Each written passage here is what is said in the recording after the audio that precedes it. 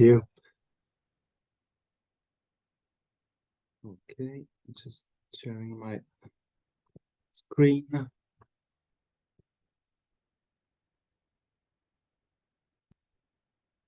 Is it okay? Can you see my slides? Okay, very good. So thank you so much to you, Sophia, Benedict, and Peter, for inviting me to present my research on teachers and the teaching profession. I'm very honored and excited to be with you today, even online. And as you may have heard, my voice is not at its best. I was tested COVID positive this morning, so I'll do the best I can to communicate my research properly despite these circumstances. Otherwise, that's actually a good moment for making this presentation that is mainly based on the Teachers Careers Project, because we just completed this project the last month, and it means that this is the first time that I'm presenting such an overview of the key results of the project. So I'm very keen on hearing your feedback. The Teachers Careers Project was funded from 2017 to 2023 as a European Research Council starting ground project. And I had a chance to collaborate with a wonderful team of colleagues on the project. And I can already mention to you that the results and reflection that I'm going to present today will be published in a book overviewing the Teachers Careers Project results to be published by Oxford University Press in the next summer. The outline of my presentation is very classical. I will first introduce the research problem, key aspects of the theoretical framework and research design, and then spend most of my time on the key results of the project. There are 4 lines: the expansion of the EU field on teachers and teaching policies, and then about the trajectories of teacher policies in the 2 countries that we have studied the most, France and England. Third, about the liberalization of teacher employment regime in these 2 countries. And fourth, I will return to more general arguments about the way what we name institutional models for regulating the teaching profession shape labor market outcomes, such as professional attractiveness, satisfaction with employment condition, work environment, or the profession. So let's start with the research problem we have dealt with. As all of you know, I'm sure the teaching profession has been, for the last 30 years at least, subject of rising debates and concern linked to the discourse on educational quality that was developed at the intersection of academic and policy circles, and certainly supported by international organization, and more generally the globalization of the education policy field. The main argument or policy discourse is indeed quite simple to state. Teachers matter more than any other factors for the quality of education, and therefore need to be carefully scrutinized in terms of the way they are educated and trained, in the way the profession should be governed, and finally, in the way the labor markets and careers should be organized. And in this respect, several issues with developing a high-quality teaching workforce have been identified and highly debated as well. There are 3 mainly that I like to discuss, and I'm taking here TELIS data to illustrate these issues. The first is the professional attractiveness and related issues with the teacher supply, so issues with the image of the profession and capacities to recruit enough good quality candidates. And here in this graph, the graph on the left, if you look at the results from TELIS study, you will see that on average, less than 30% of lower secondary teachers agree or strongly agree their profession is valued by the society. The second issue is the teacher retention, that have been so prominent in the preoccupation and discussion in many countries around the world. And here again, taking picture from TELIS, we can see that on average, quite a high proportion of lower secondary teacher reports wanting leaving the profession quite early within a next 5-year delay. And the third issue, maybe a little bit less prominent, is the allocation issue. It's about the way teachers are allocated and distributed into often diverse and unequal workplaces. And here again, TALIS data, for instance, show that unequal distribution is the most common situation in OECD countries. And therefore, from these data, from these debates, have emerged some highlights on the teaching profession. The first is that across the world, the profession is little valued. The second, that a huge proportion of teachers leave the profession quite early. And third is that teachers are unequally distributed with impact on educational inequalities. These global messages have indeed been developed in line with the globalization of the field of education policy, in which teachers and the teaching profession gain more attention over the years, with more and more discourse, more and more instruments, data production, and different sort of activities involving more or less directly the teaching profession. All of you know, I'm sure, know the TALIS study, from which I just presented some results. But since 2011, the OECD has also launched an annual international summit dedicated to teachers that is organized in conjunction with Education International, so the World Federation of Teacher Unions. Just to cite a few others, the UNESCO and the World Bank have also both developed detailed policy frameworks and systems of data collection, monitoring, and observation. Also, the UNESCO, together with Education International, organized the Teachers' Day that was developed as commemoration of the ILO UNESCO Joint Recommendation on the teaching profession status. And you might also know initiatives from philanthropic organizations, the MET project on teacher evaluation, for instance, funded by the Bill and Melinda Gates Foundation, or the global teacher status from the Vaki Foundation, just to cite a few initiatives. Interestingly, these developments were also reflected in the academic literature, and together with Tore Sorensen, we conducted a scoping literature review of the Anglophone research literature, which clearly indicated, as you can see on the graph here, an important development in the literature looking at teachers and teaching profession from a globalization perspective.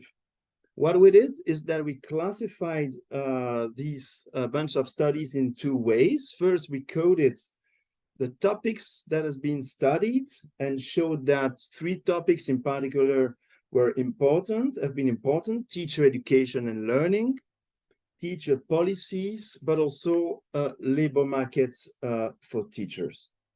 And then what we did is that we coded the studies based also on the theorization of the globalization concept, by distinguishing between those globalization studies adopting rather cultural lens, or a political economy approach, or a flows and system perspective.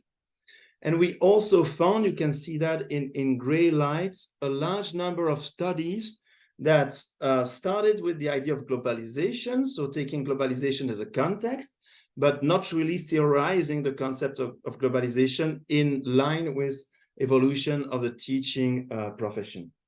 And what I think is very interesting here to note, given the focus of my presentation today, is the contrast between teacher policy and labor market studies. While most studies looking at global development of teacher policy had adopted quite a clear perspective on globalization, mainly a critical perspective, a political economy lens, it's not much the case for the study of labor markets, even in studies that entered the issues by noting the global character of the problem they studied.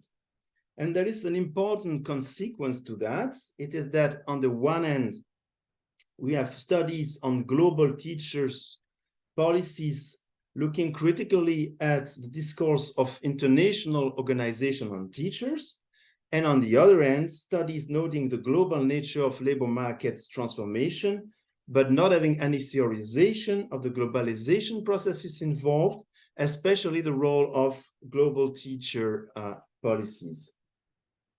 Therefore, the main entry of the Teachers' Careers Project has been to look at these things together, that is trying to capture this complex interaction between globalization of teacher policies, labor market reforms, and workforce restructuring, and they unfold at the domestic level. So in our case, in France and in England. And finally, the effects these joint dynamics have on the teaching workforce, teacher allocation, and teachers' careers in the different contexts. To be a little more precise, in the Teachers' Careers Project, we looked at these questions in the context of the European Union, and we therefore studied from a multi-scalar perspective the emergence, expansion, and thickening of the EU teacher policy field. Then at the domestic level in France and in England, we looked at trajectories of teacher reform and employment liberalization. And finally, from a multi-level perspective, so at a national, local, but also at the individual, at the teacher level, we also look at changes in the teacher workforce, labor market for teachers, and patterns of teachers' careers. We ask the following research questions. How far the typical long-term bureaucratic career of teacher been reshaped? Have European teacher policy contributing to the flexibilization of public employment regime for teachers, and in what ways? How different is the liberalization of the teaching profession from one context to another? And is this flexibilization diminishing the job quality for teachers, and which implication it has for educational qualities and the quality of educational environment? In terms of our theoretical approach in research design, very briefly, we articulated within a new institutionalist framework a sociological and an historical approach. We use the sociological NI to make sense of the institutional construction of political discourse and regulation instruments in the field of EU governance, and the intersection between EU and national policies and professional fields. We then combined this sociological NI with an historical NI perspective, in particular the historical NI in socio-economics, looking at global transformation in employment systems and employment relation, and the way they are embedded into policies and institutions. And we referred here mainly to the theories of employment regimes and trajectory of employment liberalization, as theorized, for instance, by Telen, who suggest distinguishing between different sorts of employment liberalization trajectories. And given our interest in England and France, we referred mainly to two of these trajectories. For the case of France, dualization hypothesis that entails the protection of core worker teachers from market risk at the expense of peripheral workers. And for the case of England, an hypothesis of liberal deregulation, highly centered on market mechanisms. In terms of the research design, very briefly again, we adopted a comparative design involving 5 main steps. We started with some large N comparison to typify and select the cases, and I'll return to this typology later on. Then we did some policy process tracing, both at the EU and domestic levels, to study the co-evolution of policy trajectories and field development. Meanwhile, that's my third step. We conducted detailed within case analysis of the employment regime transformations with analysis, quantitative analysis of workforce evolution, but also qualitative analysis of HR norms and teacher careers patterns evolution. Then we compared the cases, we compared the trajectories, the two kind of trajectories, employment liberalization and policy trajectories. And finally, we return to some large N again to make sense of how different models for regulating the teaching profession are related to some labor market outcomes. So let's move to the key result by starting with the expansion of the EU field on teachers. About Europe and teachers, if I start very descriptively, the key observation we made is certainly the expansion of the policy field on teachers and the teaching profession. To avoid any misunderstandings, I speak well here of the policy field at the EU level and the way the profession is embedded and represented into it, that we distinguish from the professional field that are mainly structured at the domestic level and that involve, in addition to the teaching profession, government authorities, trade unions, professional association, etc.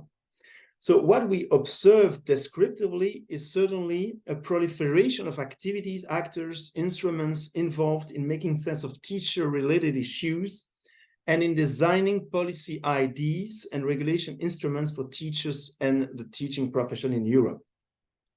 At the heart of it, since the early 2000s, certainly is the open method of coordination that has been much studied already, but not so much with a focus on teaching and the teaching profession. But we also found the EU semester is important. Initially, a mechanism of socioeconomic governance. It's still a mechanism of socioeconomic governance based on cycle of policy recommendation for member states, that became also increasingly concerned with policy recommendation on teachers in an increasingly number of countries over the years, also supported by the European Commission's structural reform support service.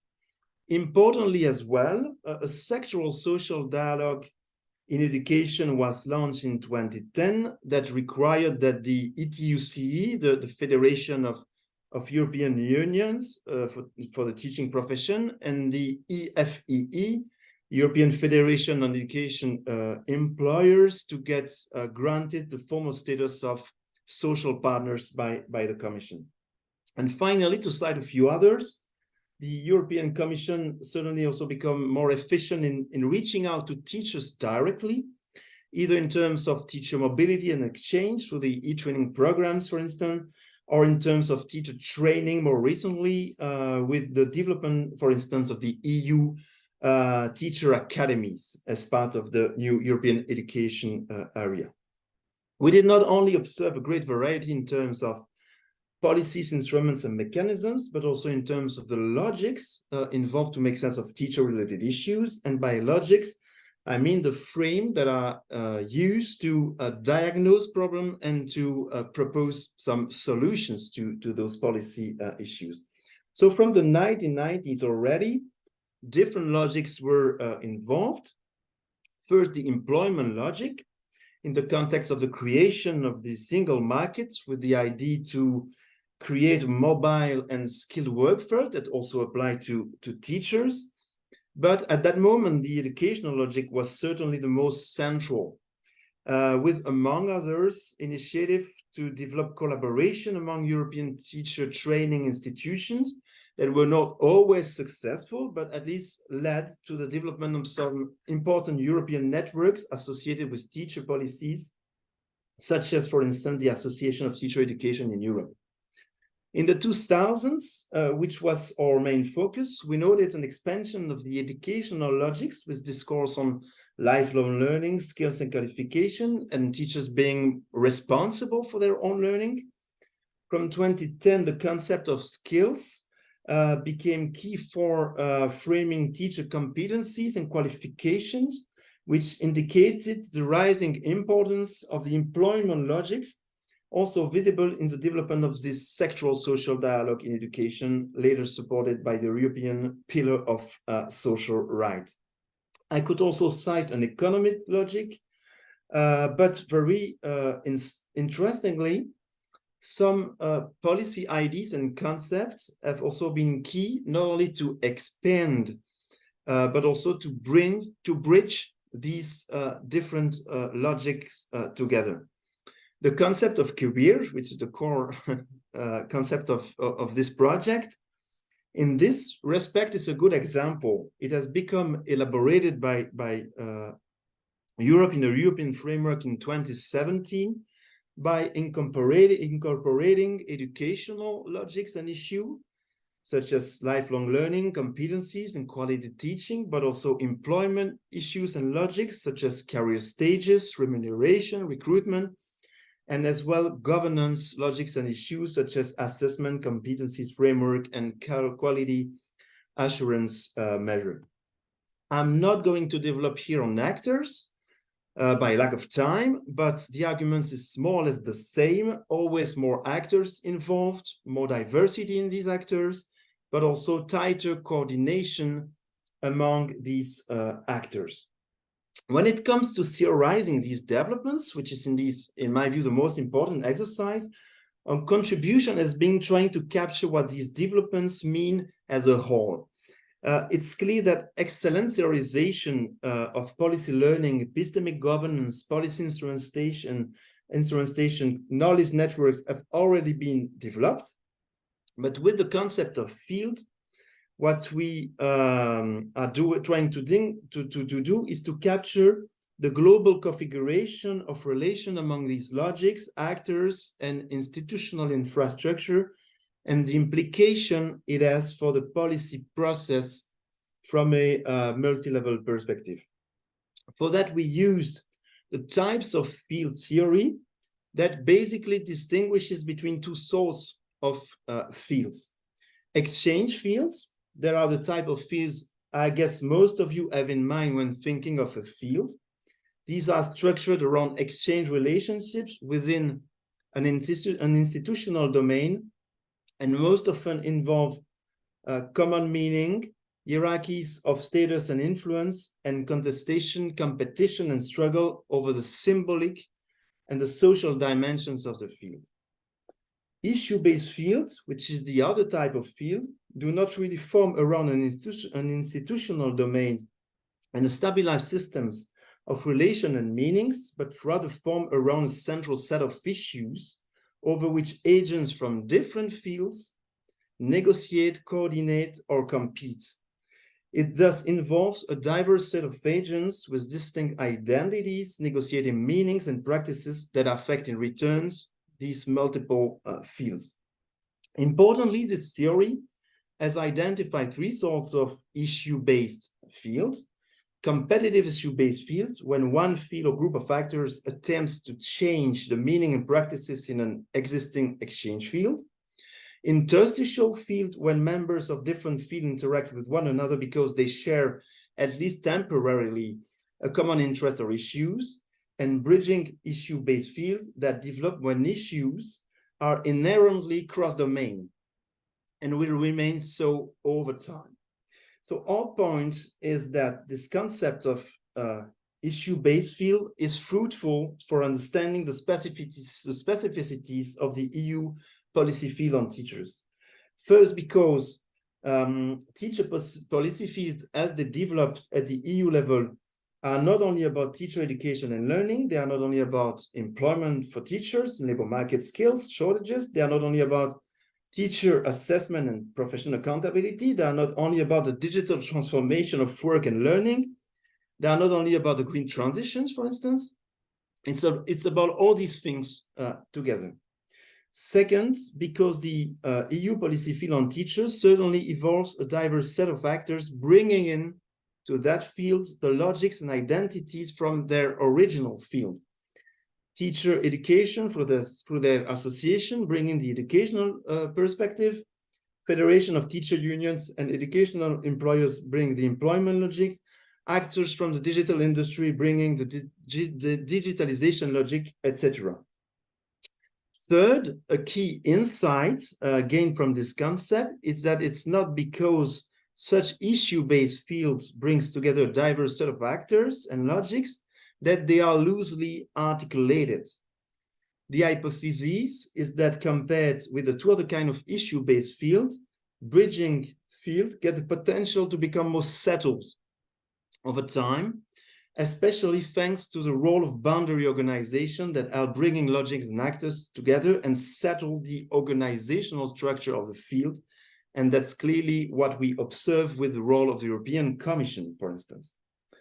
Fourth, the dynamic of institutional change in that kind of field have also implication for the dynamic of change in the other fields. And these go through multiple streams, and that's an important point. Multiple streams in terms of instrument and actors, interaction in policy circles in the context of the EU semester, for instance, discussion among domestic and international unions in the context of the ESSDE, interaction between EU policy frameworks on teacher education and European Association of Teacher Educators, and I could take a lot of more examples, but also multiple streams in terms of logic that can be interaction around teacher education, teacher employment, teacher governance, or some of them together, given the bridging aspect of the field. We therefore study these interactions to understand how teacher policy trajectories in England and in France were formed over time, considering also that these trajectories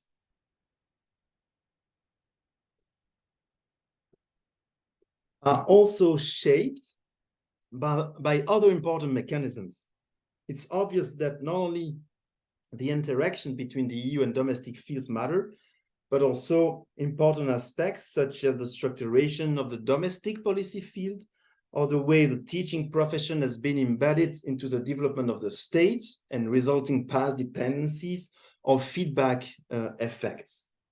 What I will show in this section is the highly distinctive character of these two trajectories in England and in France, which is also grounded in the two very different stories that these systems have with Europe. I will start by briefly describe these trajectories and then comment on the mechanism of change with a dedicated focus on the interaction with the EU. So let's start with England. England has since the mid-1980s undergone a process of deregulation and increased marketization that has been largely triggered by the state. First, it has largely deregulated the teacher education sector based on a process of accreditation of initial teacher training quality and supervision of teacher qualification that has interestingly come along with huge diversification in the routes to enter the teaching profession. Second, it has deregulated employment relations, mainly in line with the Academy's program. And I don't know if everyone is familiar with this program, but the idea is that schools that were historically attached to local authorities comes to be directly accountable to the central state, which also went with the regulation of employment relations because schools are given more leeway to employ teachers on the term and condition they want, and for instance, recruit teacher without any qualification. And finally, the profession has, as you know, for quite a while now been governed in England under a high-stake market accountability regime that came also recently with more flexibility and deregulation in human resource management. In terms of change, mechanisms of change, the English trajectory thus involved first, the transformation from a liberal to a neoliberal public policy trajectory, so a continuation in the past dependence, the developing role of the state, the new influence of the political administrative field on the teaching profession, and correlatively, the diminished role of organized labor. In terms of the EU interaction and usages by domestic actors, any influence of the EU on the domestic trajectory of teacher policy was hard to find, which was not really a surprise given the history of this country with the EU. Interestingly, however, we found evidence that English unions, or to put it more correctly, some English unionists have been quite central to the development of the European Trade Union Committee in Education or to the European Sectoral Social Dialogue in Education, which we could interpret as a way for domestic union in England to regain some of the influence they lost progressively on the domestic scene. We also noticed teacher-related issues gain more recognition over the years in the EU semester national reform programs and country reports issued by England, especially from 2016, which clearly mentions some of the issue raised by domestic unions, such the heavy workload of teachers. However, it kept difficult to disentangle whether this evolution in the discourse simply reflected evolution in domestic policies, themselves reflected in EU documentation, or any significant interaction with EU actors, especially because it was really hard to talk to DFE officers on this issue in England.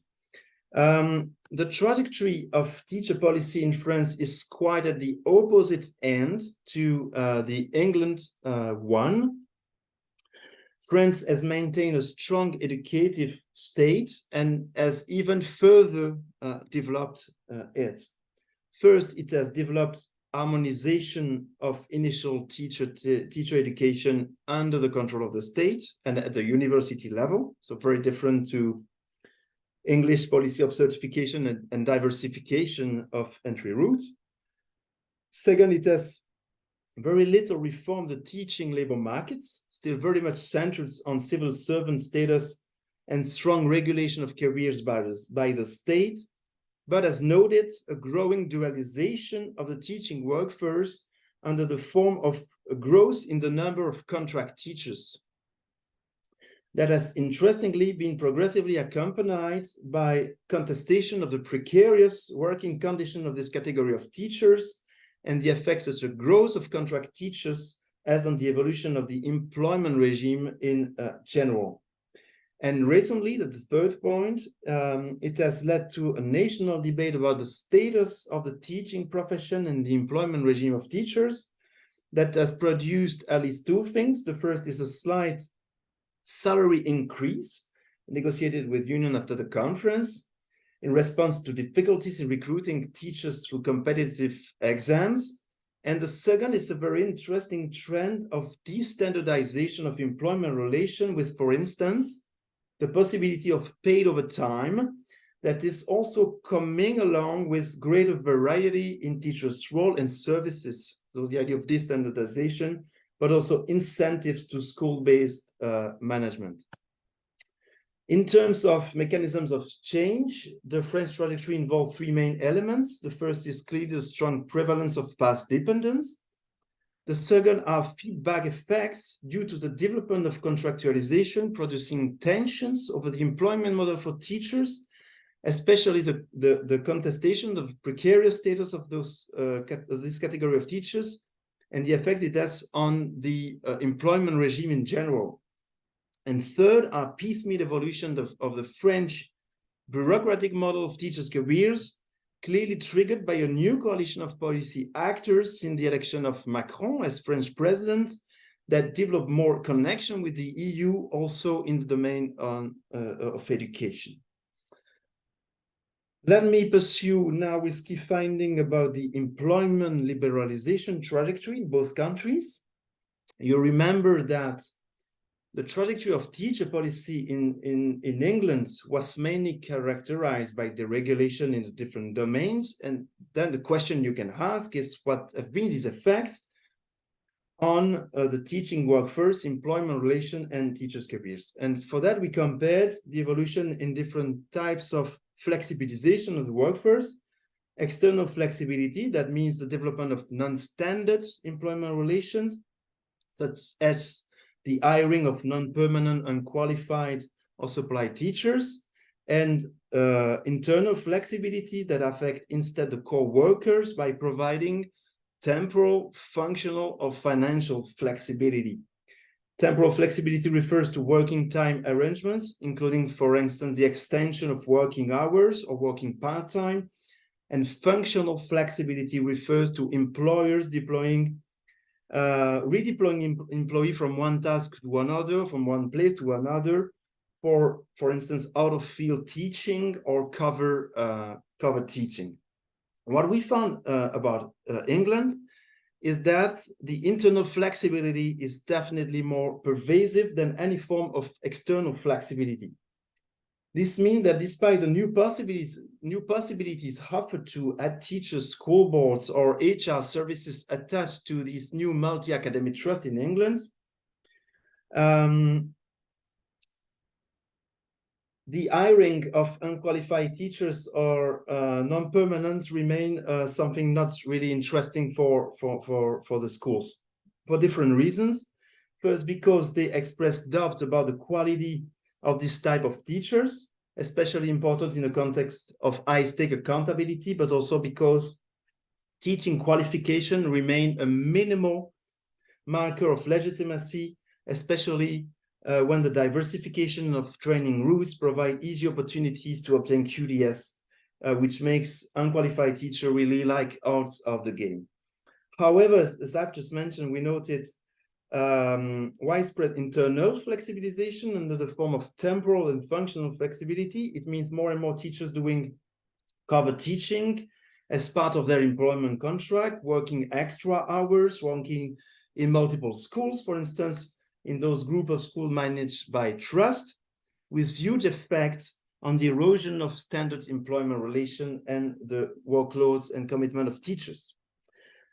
Finally, another very important result we have about England is that the development of internal and external forms of flexibilization seemingly reflect distinct organizational and social dynamics, which have important implications for education inequalities.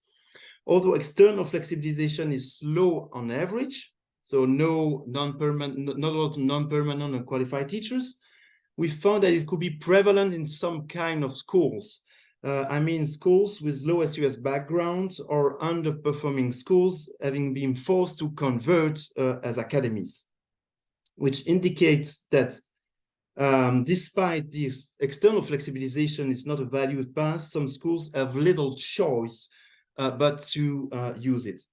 In contrast, we found that hiring teachers working part-time is much more common in other types of schools that are ISES schools or converter academies, which indicates seemingly some more voluntary forms of flexibilization that is described in those graphs, but I don't think I have time to go in details. In terms of teachers' careers patterns, the key result for England is definitely the striking fragmentation in career types and forms of commitment that we can directly relate to the evolution of the policy environment. The first two careers patterns are close to the typical image of long-term bureaucratic careers. These teachers are mainly committed to the teaching profession. There are two sorts, vocational career and subject specialist teacher who work more in elite schools, but they are overly committed to the profession. But we also found two other patterns. One that is of which the commitment is mainly centered not on the profession, but on an organization, on the workplace. That's main commitments these teachers have. And the other not so much on the profession or on the organization, but on the individual careers of teachers themselves. So about teacher commitment to an organization, we found two sorts: the corporate career and the accidental career. And these teachers, in the two cases, are primarily committed to a career in which the employing, to a career in their employing organization, often the same organization in which they have been trained and in which they entered and have been socialized. Finally, two other career patterns are centered on commitment to teachers' own development and careers. In the case of strategic careers, in this case, the commitment to a career in the state-funded sector is conditioned upon a quick improvement in remuneration and status through inter-school mobility, also in low SES schools. And open careers share a similar desire to progress, but not necessarily in the education sectors. So their commitment to teaching is often more temporary and open, and they are often, for instance, teach first teachers. Let's now present the same kind of analysis for France. You remember that in France, the trajectory of teacher policy was mainly characterized by reinforced role of the state and institutional status quo. This means that you can have different kind of hypotheses about evolution in the employment regime, which we studied mainly in terms of the growth in the number of contract teachers. So those teachers that are not civil servants in France. And we found very clear evolution. I mean that the growth of contract teachers over the periods 2008 and 2020 has more than doubled. But we also found important variations between subjects and between regions, which we studied. And we showed that the growth of contract teachers was not so prevalent as we could have expected in low SES schools, in low SES regions, or in vocational schools, but on the contrary, rather in ISES schools, ISES region and attractive regions, and also in general subjects, which means that the development of dualism does not seem to come with increased segregation of teachers, but rather the demarginalization of this category of teachers in the educational system. Obviously, this result has huge implications for the precariousness of employment and working conditions of teachers in France, because in another study combining quantitative and qualitative approach, we also found that the career of those teachers is often very short, 1 or 2 years for most of them, because they receive very little support, which means that they are not only precarious in terms of employment, but also in terms of working condition. There would be much more to say about also the careers of titular teachers, but I want to go now into some overview of these analyses about employment regime of teachers in the two countries. The main message is that we observe highly contrasted picture. Workforce flexibilization is mainly internal in England and external in France. Teachers in precarious employment conditions are a small group of teachers highly segregated in England, but they are demarginalized in France. And careers are organizationally segmented and fragmented in England, while they are status segmented and growingly precarious in France. All of these differences reflecting different trajectories of liberalization, which are themselves embedded in different trajectories of teacher policies. That's it for that point.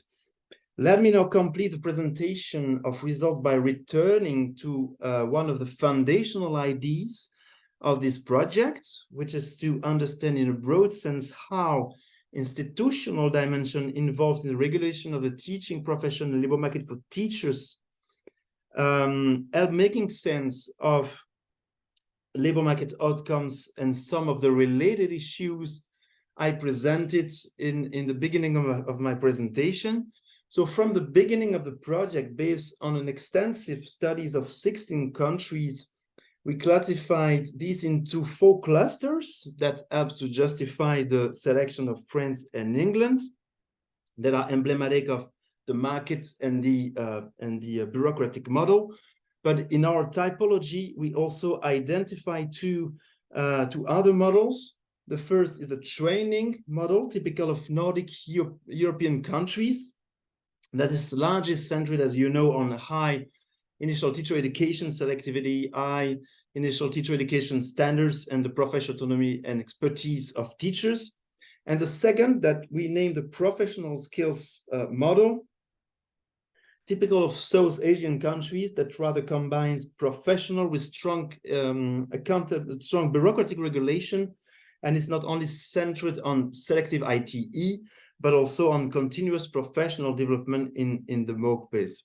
Then what we did is to analyze the linkages between these 4 models and the labor market outcomes, also to try to expand the results we got for France and England. Again, I'm not going to go into details of these analyses, But just the key message is that we found that there are country differences in these labor market outcomes. So not only individual teacher factors or school factors matter, but also differences at the country level. And when we try to explain these country differences, we found very significant differences between the four models. Just some key highlights. Teachers in the bureaucratic model feel their profession is significantly less valued than in the market and professional model, but also appear less satisfied with employment conditions, which is quite interesting to discuss. Teachers in the market model feel quite recognized as a profession, rather satisfied with employment conditions, but leave the profession quite early, have the intention to do so because it was question asked to teachers, which can be explained by this deterioration in working condition rather than in employment condition, as noted in our analysis. And finally, teachers in the professional skill model are significantly less satisfied with their work environment, which is also quite interesting because these countries are often looked as good pupils. But it seems that if these systems of professional development are producing good results in terms of educational quality, it seems that they are also at cost for teachers at some point. Okay, time flies. As concluding thoughts, three aspects. The first is teachers and teaching profession in the global European governance. As you know, in the project, we entered in two ways into globalization and Europeanization issues. The first is entering by an understanding of the development of the EU field on teaching profession. And in this perspective, we analyze how the teaching profession is represented through different mechanisms in this developing field, for instance, through the European sectoral social dialogue in education. And we noted some interesting results about the ambivalent commitment they have, but also about the kind of power they have in these games. That is, in our results, rather an embedded power than a transformative one, and also the kind of new professional segmentation that are coming with this participation. It will be also interesting in the future to learn more about what means and entails the professional turn, if we call it like that, in the global educational policy as observed in the discourse of several international organizations since 2010s, in the 2010s, especially in the mouth of the OECD, which has really coined the teacher professionalism as a key policy concept. Several authors have already tried to qualify it, from high stake market accountability to more balanced school autonomy with accountability, or from human to professional capital, from structural to adaptive reforms. But it remains unclear, in my view, the role and significance of this professional turns in the discourse as a possible paradigm shift in global education policies. Second, we noted the vernacular character of trajectory of teacher policies and employment regime transformations, and also show the impact these different sort of trajectories have on the evolution of the teaching workforce and teachers' careers, which I believe opens important avenues for research on this institutional variation and the impact they have on the teaching profession. In contrast to the fabrication of those global messages I started my presentation with, so global teacher shortages, global crisis of the teaching profession, which are first of all political messages, and so developed to gain attraction and resources, but do not really help when it comes to understanding real evolution and their impact on the teaching profession in different places around the world, and also the causal mechanisms involved. And really to finish, let me conclude by pointing out to the need for more research, I think, also on the relationship between these different institutional configuration and trajectories and the broader issues of education, environment, and inequalities. Even if in our project we did not directly study relation these relations, it seems relevant to think, for instance, what is the role for educational norms and environments of the fragmentation of teachers' careers in England, or the expansion of precarious employment conditions for teachers in France. That's it from my side. My voice is nearly... Okay, thank you so much, Xavier, for your presentation.